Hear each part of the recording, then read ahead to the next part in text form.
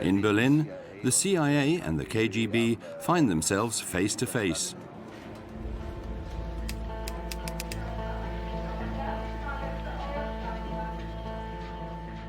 The war between the secret services was one dimension of a much larger conflict, a confrontation that almost boiled over just under the surface of the Cold War.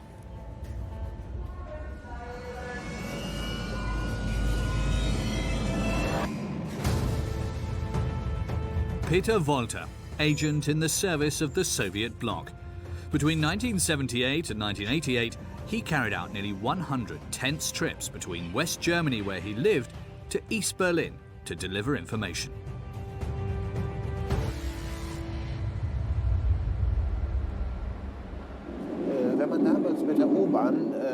At the time, the metro crossed through the east part of Berlin. It slowed down through the stations, which were more or less in darkness. You could only see that the entrances and exits were blocked by sandbags. And in each of these stations, the police were patrolling with Kalashnikovs. That's what you saw, traveling slowly through these ghost stations. It was a very distinct image of the Cold War. For nearly 50 years, while in the service of the KGB or the CIA, thousands of agents like Peter Walter were the cogs of the biggest information war in history. It started on the 2nd of May, 1945.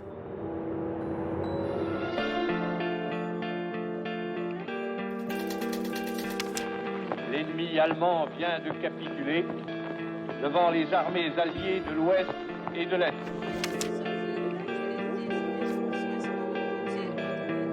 The German war is therefore at an end.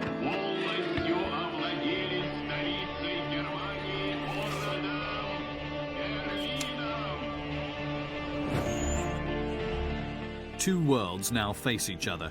Two blocks clearly defined and in the heart of East Germany. One city that will become a battleground. Berlin, split into two. A new war is brewing, but this one won't be fought head-on. It's a new type of war, a secret war of lies and intoxication. CIA, KGB, the aim of each is to establish their influence and impose their ideology.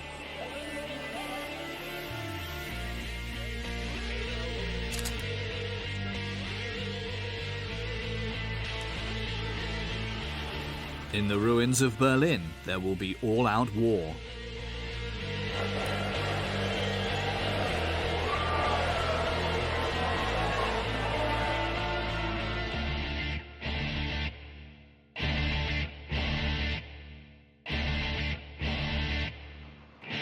The smiles and handshakes are forgotten.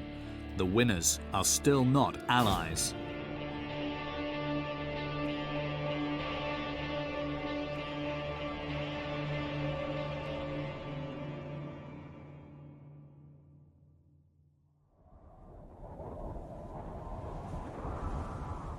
Peace treaties have been signed. Americans and Soviets, the two main winners, don't have any energy left to fight each other on the ground. So each side sets out its pawns and watches. That's how the war of information begins. Here we have one of the key places in the Cold War, Tempelhof Airport.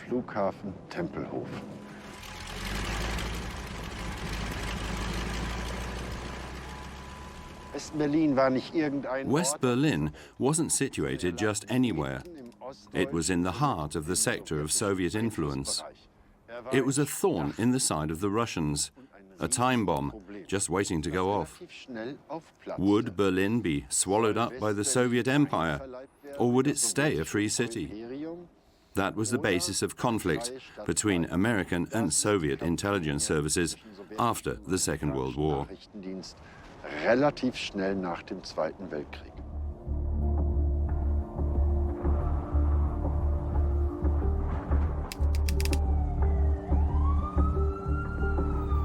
In the United States, they soon realized that things may get stormy. The Soviets were a step ahead.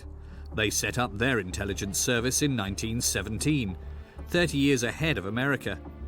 a man is dispatched to Berlin to set up the first CIA cell on site. Peter Sichel steps onto the tarmac of Tempelhof Airport on the 1st of October 1945. We had very little instructions of what to do. We had won the war, we wanted to enjoy life. We drank too much, we burned the candle on both ends.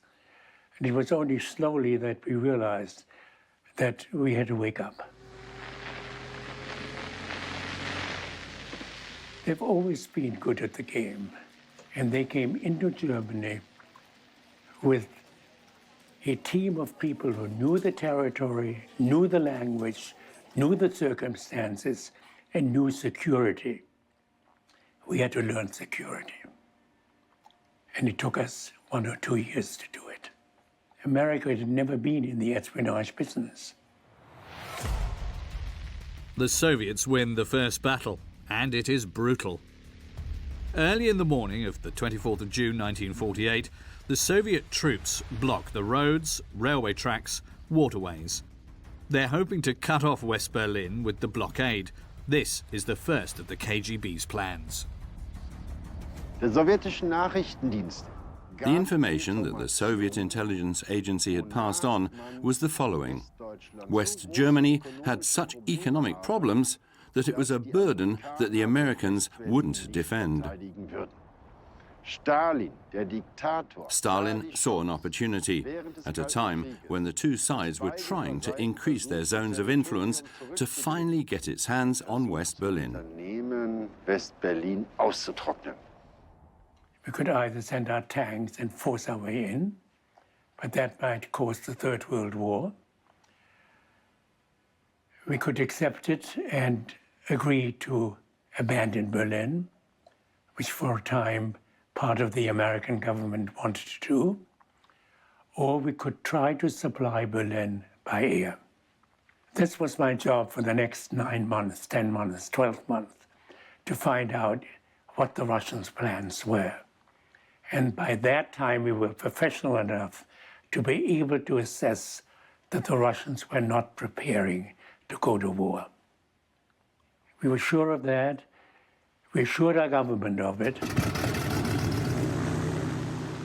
Peter Sichel's agents know the exact state of the Red Army, and the American government follow their advice. They set off the biggest airlift in history. For nearly a year, the dance of the aeroplanes doesn't stop. 280,000 flights mean that 2 million tons of cargo reach 2 million Berliners. The city won't be abandoned to the Russians. The CIA wins its first victory. Yes, the life of Berlin has been maintained. The airlift carries on. However, the game has only just begun.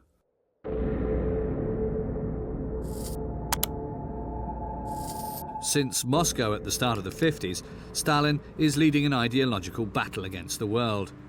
In Korea, Vietnam, China, the communists are taking hold.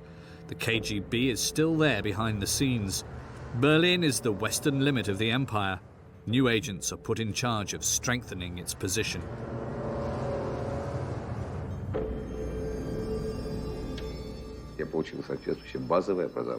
I agreed straight away to the offer to work for the KGB. I've never regretted it.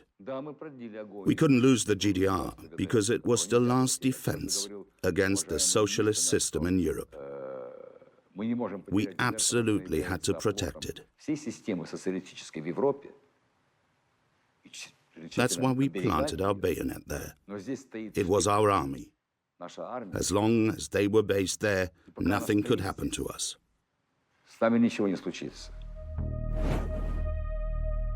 Georgy Zakharovich Sannikov, a pure product of the KGB. He finished his career as a colonel.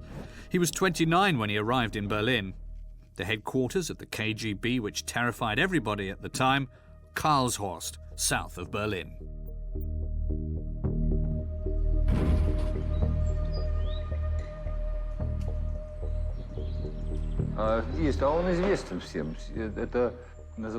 The place was well known. It was the Saint Antoine Institute, a former monastery, a few meters from the building where the Nazi surrender was signed.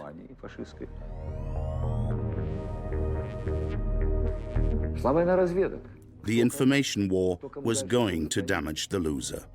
It was whoever went furthest and deepest into the enemy camp who would win and manage to bring back vital information to their government. To do that, we were prepared to use all means possible.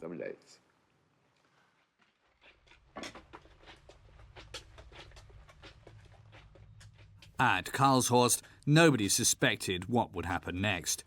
The danger would come from underground. The CIA was secretly preparing a plan that could totally change the ratio of power. It became very clear to the Americans, British and French how little they knew about the Eastern Bloc. The Soviets had much more information. It was easy to get. There were telephone directories with details of all the American units, names of their directors, and their phone numbers. None of that existed on the Russian side.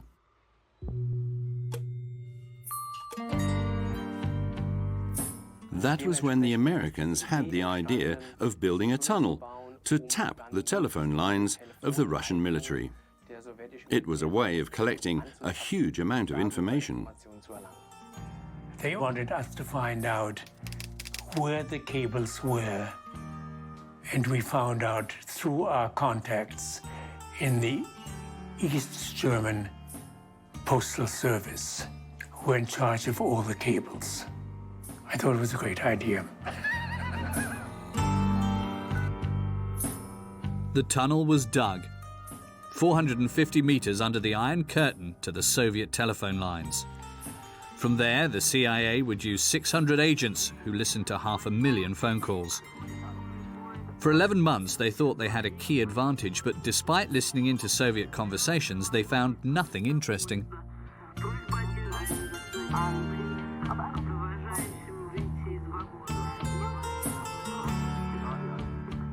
What the Americans don't know is that a man has betrayed them. His name is George Blake, one of the British Allies' agents. In reality, a double agent. He works for the KGB, and his role in the tunnel makes him a legend among Soviet spies.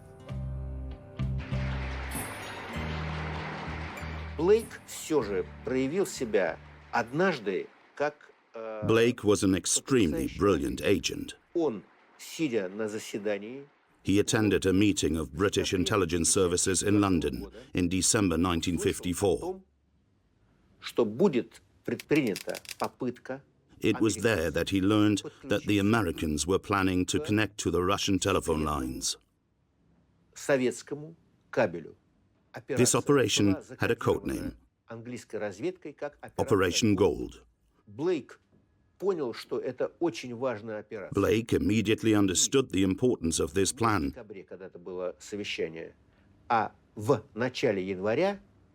And a month later, all of the information and technical brief for Operation Gold found their way onto a desk in Moscow.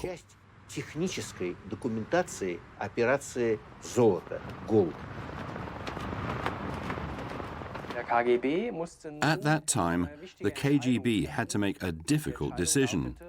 Should it stop the construction of the tunnel and risk compromising its agent, or should it let the Americans go ahead in order to protect their spy?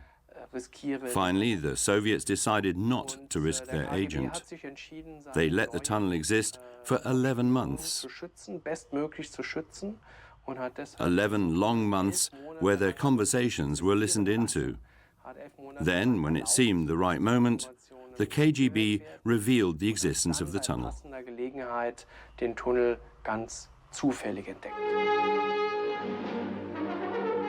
Journalisten aus aller Welt besichtigten den amerikanischen Spionagetunnel in Berlin. The tunnel helps the Soviet propaganda. The KGB opens the tunnel to the press and condemns the dirty methods of the American imperialists. George Blake is finally unmasked, but he manages to escape to the east. He spends the rest of his life mocking his former friends in the CIA.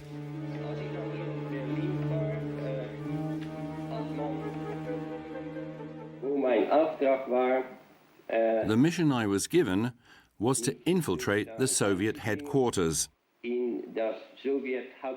Well, I think today that I carried out my mission pretty well.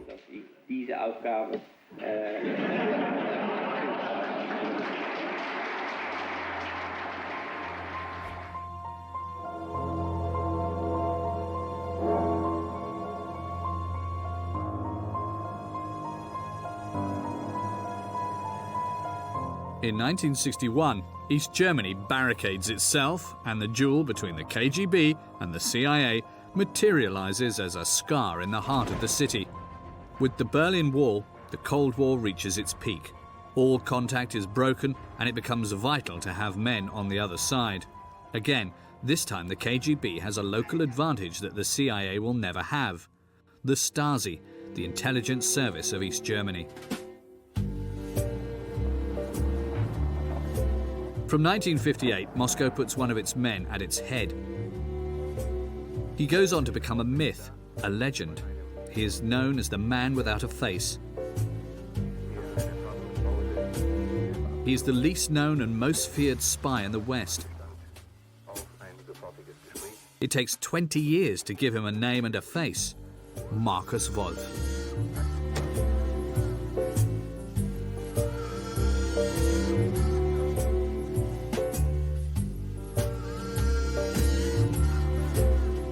Если вы меня спросили, был ли это успех Was Wolf's appointment a success of the Soviet secret services?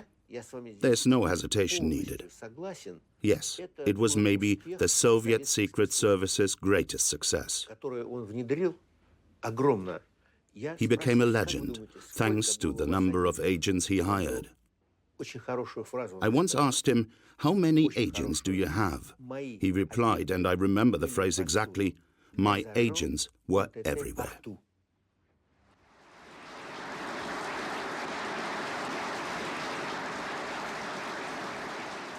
Here is Markus Wolf in 1981.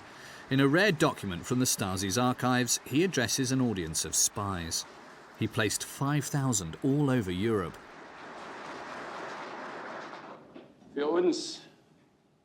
In honor and respect of the great tradition of Soviet spies, we have to follow these men's example. Together, let's begin by paying our respects to the founder of the KGB, Comrade Felix Edmundovich Dzerzhinsky.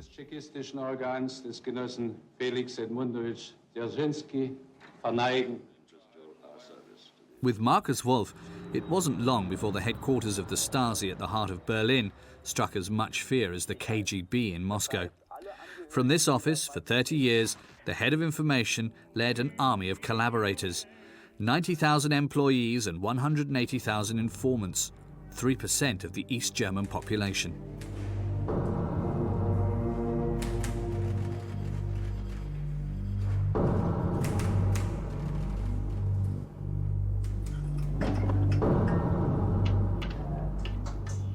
In the basement of the building are the Stasi archives, tens of thousands of meters of shelves of files. Inside are names, places, faces, lives examined and spied upon. Nearly 1 in 3 East Germans is on file here. Under the KGB and the Stasi, spying in the East has become an impressive machine. Well, he was certainly very much an intellectual, I would say. He was one of the master spies of the Cold War. He certainly was very effective, especially in the later years, in terms of spying on the West, in terms of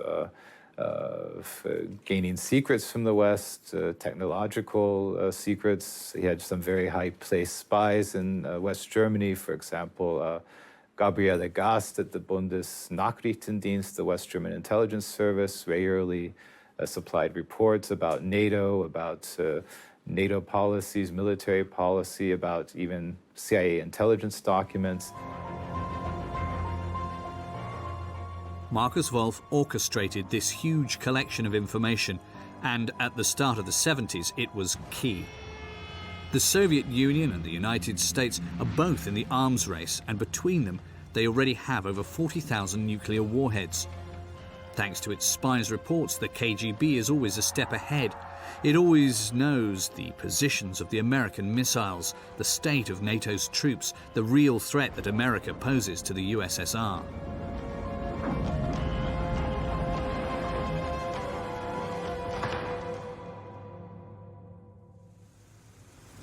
Peter Wolter is 24 when he starts to work for the Stasi. His role is crucial. In West Germany, he is responsible for protecting the men from the Wolf system.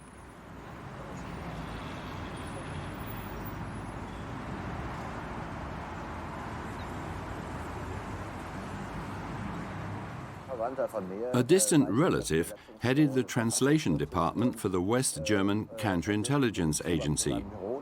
That gave me access to these offices, situated outside the bounds of the high security area. My visits were never recorded. This relative let me in, and I could see all of the documents on his desk.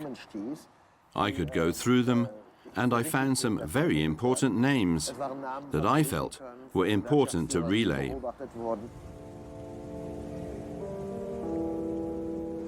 Politicians and syndicalists who were suspected by the West's agencies, these were the names that I passed on, and I know for a fact that thanks to that, we managed to get several people out of the enemy zone.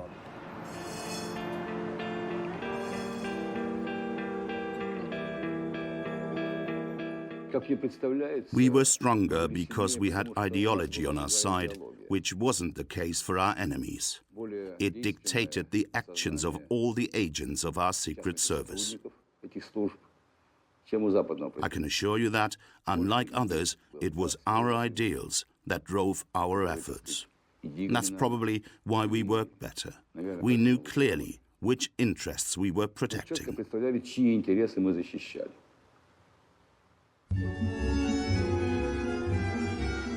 The battle between the CIA and the KGB was ideologic, and at that time, communist ideals were finding a voice in the youth of the West.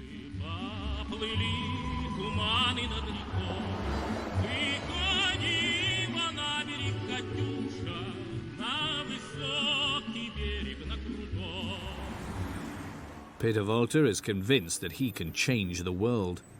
False papers allowed him to make hundreds of trips to the east without raising suspicions.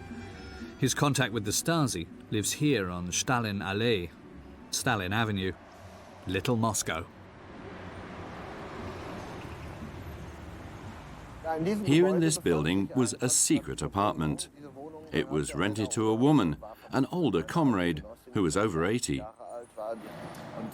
I had her phone number because, of course, I couldn't directly call counter-espionage from West Germany. So I called Aunt Gertrude. I suppose she really was called Gertrude. She noted down what I had to say. For example, Aunt Emma is ill and can't come to the family party, which meant that my meeting with my Stasi comrade had to be postponed. We'd established a list of code phrases that she noted down, then she passed them to the Stasi counter-espionage over a secure phone line.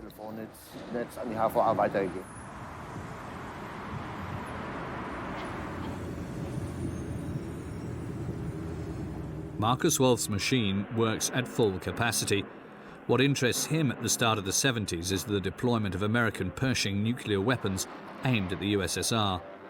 To obtain this information, he invented an incredible system of espionage. He recruited a new type of agent that he called Romeos, a romantic name for a team of psychological demolition experts who were anything but.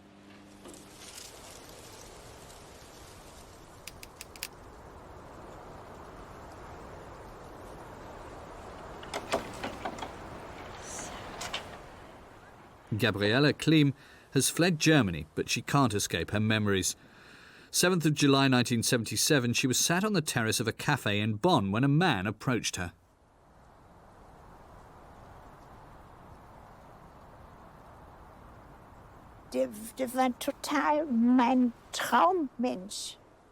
It really was the man of my dreams.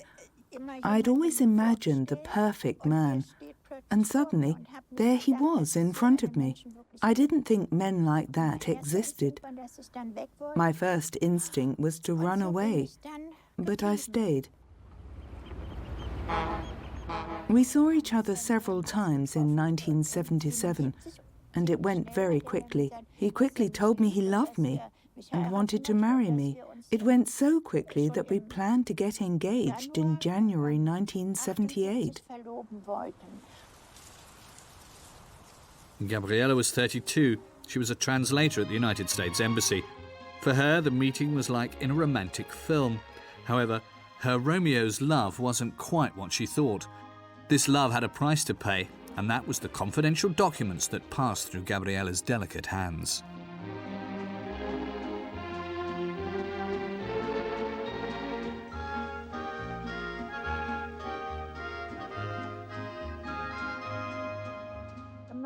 I brought him documents, but he was very skillful. I didn't even pay attention to the documents that I brought back, and he kept telling me it wasn't important. And then the Romeo becomes more insistent. He vanishes, then reappears. Marriage is forgotten. Romance gives way to blackmail. Gabriela takes more risks to try and save their love. The documents that the embassy no longer needed were put into bags that were then burned.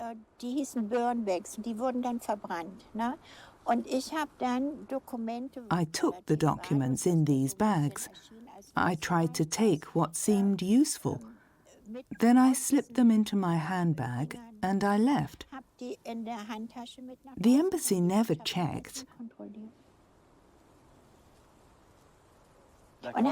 Then at the house I photographed them, then threw them away or put them back.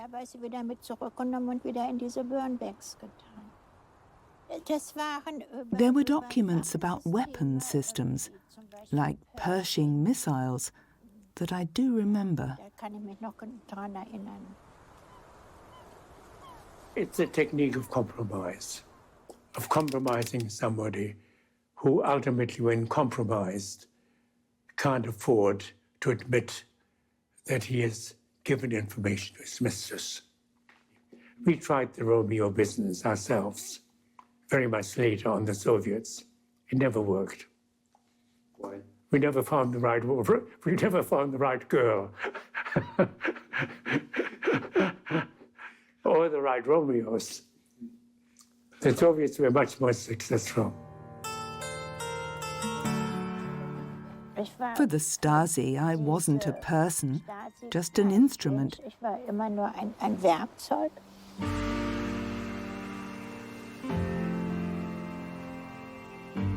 I was 32, pretty, intelligent.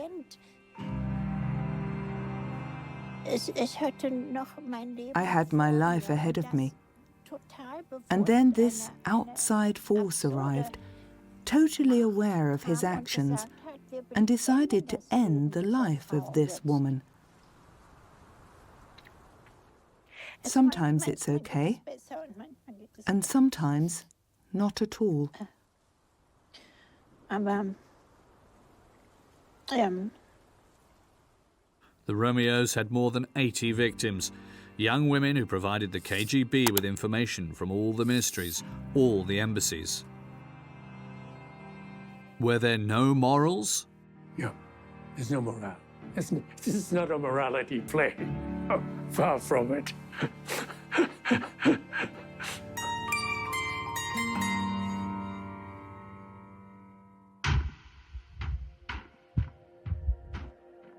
The CIA was equally lacking in sentiments. In the middle of the 1970s, the communist system was more and more criticized. The police state had enemies inside. These were the men that the Americans recruited. After infiltrating enemy lines, they blend into the background and stay invisible.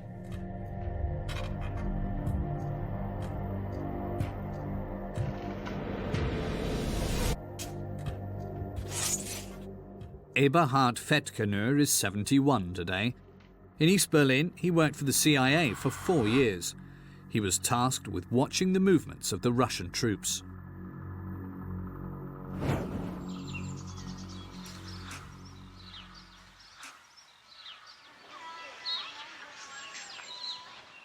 That was the first, how do I say, my first spy training. Spionageschulung. And here's Carly. In fact, he was my liaison agent. I met Carly, who died a few years ago, on a train that was going to Prague, completely by chance. 7 years later, in 1975, it was him who recruited me to work for the American Secret Services. I didn't feel like East Germany was my home. I dreamed of living elsewhere, in the West. I also had a very romantic image of America. For me, it was the country of freedom. Es waren für mich die Helden der Freiheit.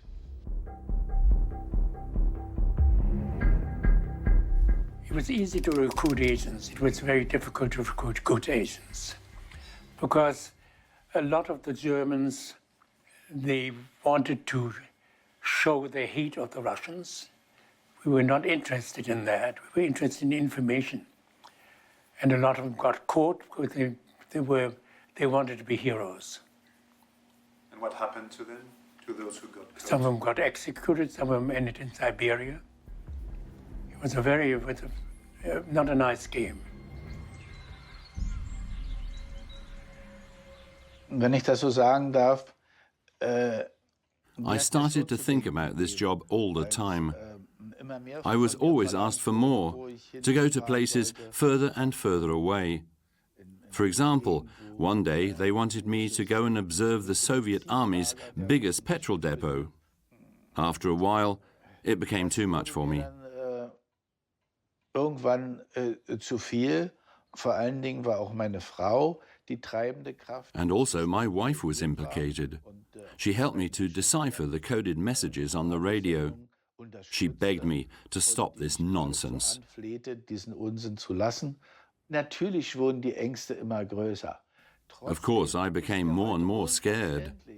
Today, I don't know how I managed to sleep at night, to work normally, to carry out my job as engineer, when I was living with a sword of Damocles over my head. Obwohl ein Schwert praktisch über mir schwebte.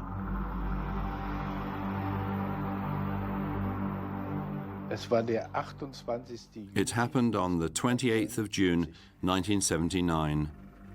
I was going down a street in my car when a brown Volga suddenly came up behind me. It overtook and then blocked my way. Und stellt sich schräg vor mich. 3 men jumped out of the vehicle, and one of them asked me if I was Eberhard Fettkenheuer. I said I was, and he asked me to follow them, as we had business to settle. During the trip, I told myself to take a long look at these trees, because you may not be seeing them again soon.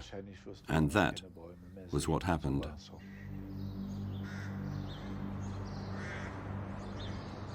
Eberhard Fettkenheuer had fallen, and the CIA had lost an agent. He was to be transferred to the most sinister detention center in Berlin, Hohenschönhausen, the Stasi prison.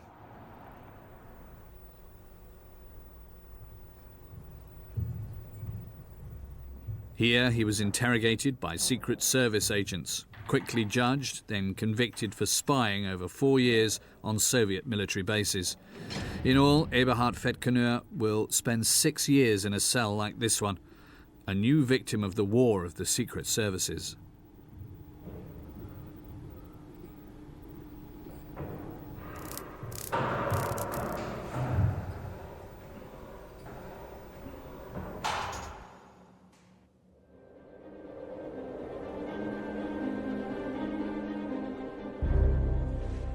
The CIA and the KGB continue this fight by each side trying to uncover traitors.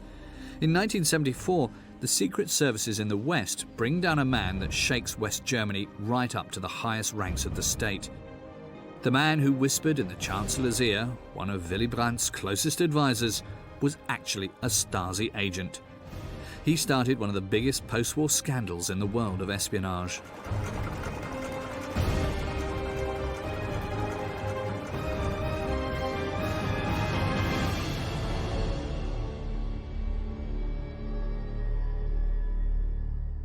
His name was Günther Guillaume, and he moved to the West at 29. With his wife, he settled in Frankfurt and joined the Social Democratic Party. Officially living the life of a normal citizen, this exceptional spy climbed all the ranks of what became the ruling party.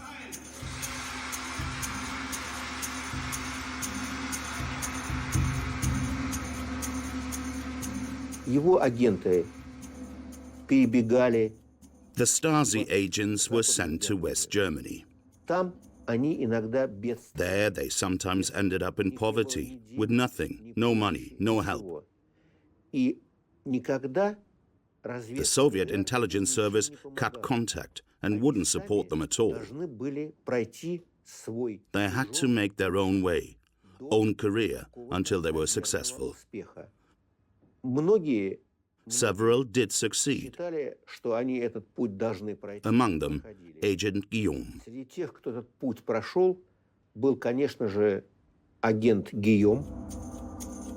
It took Günther Guillaume 20 years to reach the Chancellery, 20 years spent delivering documents on the West German political orientation. When he was uncovered on the 24th of April 1974, Chancellor Willy Brandt is forced to resign and Günther Guillaume is arrested.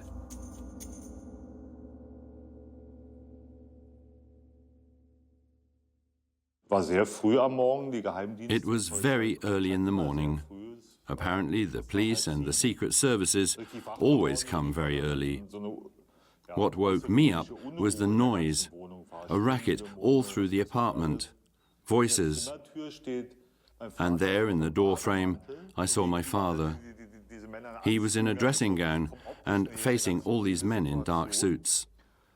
This image was completely surreal. And then, in a sort of parade, my father, my mother, then my grandmother lined up in front of me so we could say goodbye. My father didn't say a word. He took me in his arms and hugged me. My mother was completely devastated. She was saying, "My poor baby, don't worry. It's a mistake. Everything will be fine." My grandmother wouldn't stop crying. It only lasted a few minutes. Then my parents and my grandmother were taken away, and I was left on my own in the apartment. Pierre Baum was 16 at the time. He only has a few photos left of this family that was torn apart. He never received any explanation from his relatives. To what point did my father really believe what he was doing as a spy? What did he really think of East Germany? I'm of the opinion that over the 20 years he spent in the West, he was certainly an agent, but he'd also evolved and been influenced by the West. I think that for my father, this double life wasn't just a lie to me and others. I think it destroyed him from inside. He spoke about it much later. He said that he worked for two men. On one side, he worshipped Markus Wolf, the head of espionage in the GDR. The other man was Willy Brandt, who my father loved.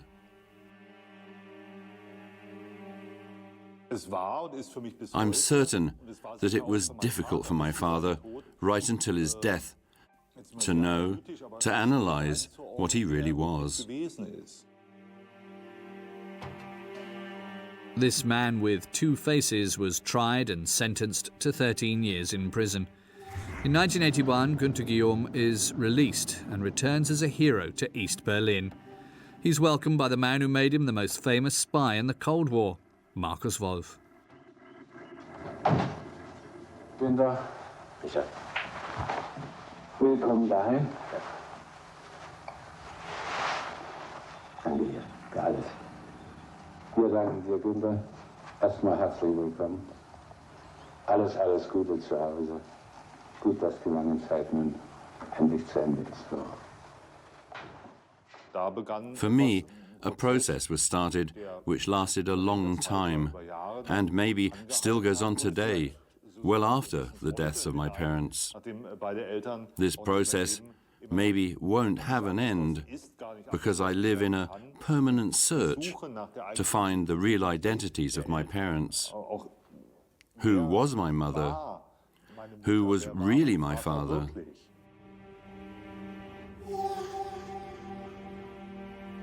At the start of the 80s, the Guillaume affair didn't help the relationship between the CIA and the KGB.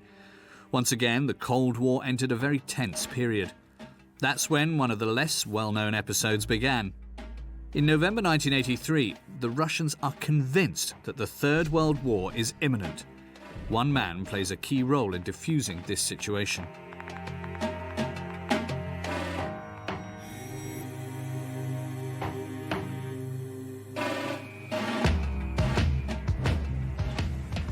Klaus Eichner is now 76.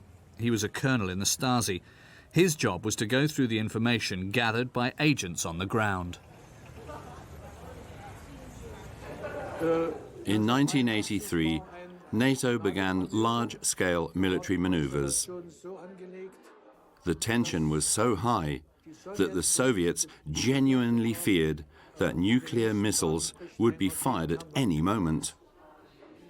In East Germany, pilots were in their planes, armed with nuclear missiles, with the propellers already turning. Luckily, and I admit I'm proud of it, we had a source in the headquarters of NATO. We lived in total paranoia, especially the Soviet military heads. They feared a war, and we tried to bring them back down to earth by providing the facts.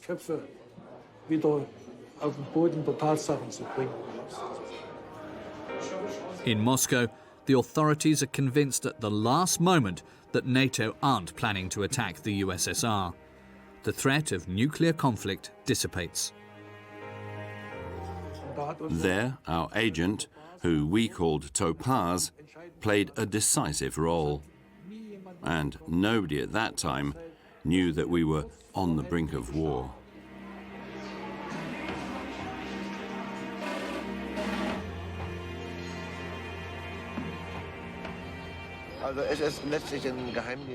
Thanks to the secret services, many critical situations were diffused in Europe.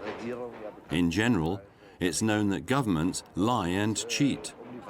To know their real intentions, you need to have an authority with independent information to mutually keep tabs on each other. The secret services contributed to peace in Europe. They allowed explosive situations to be identified enough in advance to be discreetly settled by the diplomats. In the middle of the 80s, the war between the CIA and the KGB changed considerably. To respond to Soviet power, Ronald Reagan began the Star Wars, an enormous project for a missile defense shield. The last phase of the battle was getting started.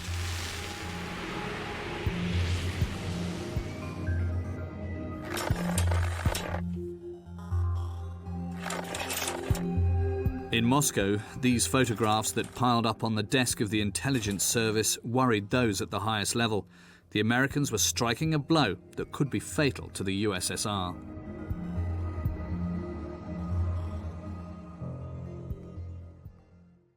The ability to infiltrate agents into the Eastern Bloc was incredibly difficult to do. Human intelligence was not something that we were particularly effective at, mainly because of the ability of the Soviet Union and the Eastern Bloc to protect themselves, counterintelligence. So we had to find the technical collection means. Some of this was imagery intelligence. Some of this was a U-2 spy plane with satellite technology. And so the NSA decided to build a state-of-the-art signals intelligence facility in the highest peak in West Berlin. And of course, West Berlin being surrounded by East Berlin means that in every single direction you're looking at enemy territory. So it's the perfect place to put a intelligence gathering radio facility. And in doing so, they were able to listen even beyond just East Germany, actually into the Eastern Bloc. And it was incredibly important for gathering information during that time. Teufelsberg, the Devil's Mountain, a visible sign of the advantage that the CIA was gaining on the KGB. The USSR's economy is dying. Moscow is no longer capable of financing this Cold War and following the United States. At Teufelsberg, hundreds of American agents are driving this monster of technology. 30 years later, the empty carcass of the beast remains.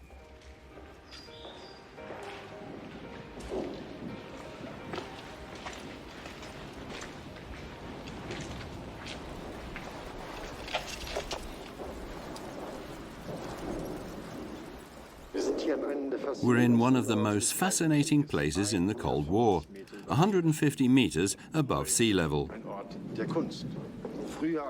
Today it's dedicated to art, but it was once devoted to the arts of espionage. From here, thousands of phone calls were listened into, as far as East Europe. It's here they were recorded, transcribed and analyzed. Everything Washington knew was based on the work carried out here.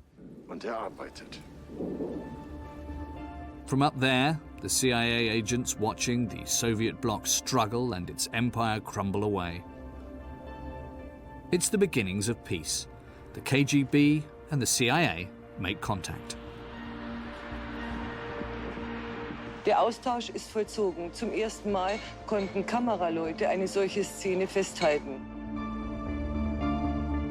1985, the 11th of June. It's exactly midday on the Glienicke Bridge in South Berlin. It's here that the most important exchange of spies in history will take place.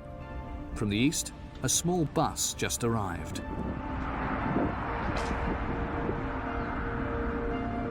Dann kam There was this bus ride from the prison. The pressure was so intense that I kept asking myself, what is happening? What are they going to do to me? You're not really in control of yourself in these moments. You've reached the limits of what a person can psychologically stand. On the Glienicke Bridge, a ballet of armoured vehicles. The American, Richard Burt, in black sunglasses, goes out onto the bridge. He greets Wolfgang Vogel, the man who negotiated this exchange of prisoners for the Stasi. Smiles and handshakes are exchanged. Never in history have the CIA and the KGB been so close. On one side, 4 Soviet spies captured by the Americans are returned home. On the other, 23 agents recruited by the CIA and imprisoned by Moscow. On this bus is Eberhard Fettkenür.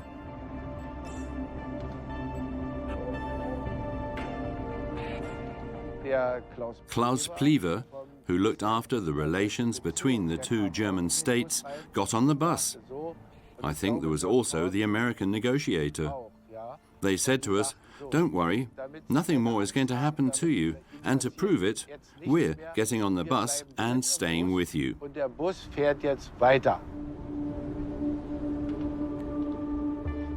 When I crossed the line that marks the border, I remember it like it was yesterday. I felt something incredible. It's over. They have no more power over me. Der Zugriff ist ihnen verwehrt.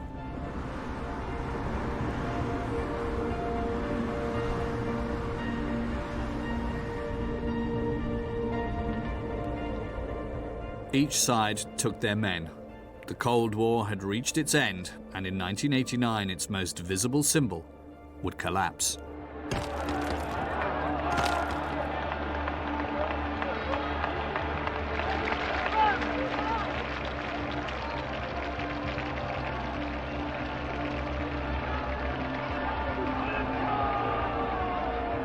I think the fall of the wall, it was the victory of the West. It's a big victory in the West, because it It proved that the system they built could not sustain, could not last, and that you could not isolate a society from the rest of the world. The intelligence services are no longer a threat. 15th of January 1990, Berliners blockade the headquarters of the Stasi. The people reclaim their history. You think, in a way, yourself, you had played a role in that? A very small one. Very small one. Just a little stone in a big war. The KGB had lost this war. In Moscow, the Soviet system doesn't last long. Later, the CIA and the KGB would find themselves engaged in battle once again, but Berlin remains the place where they fought the fiercest and closest battle in almost hand-to-hand combat.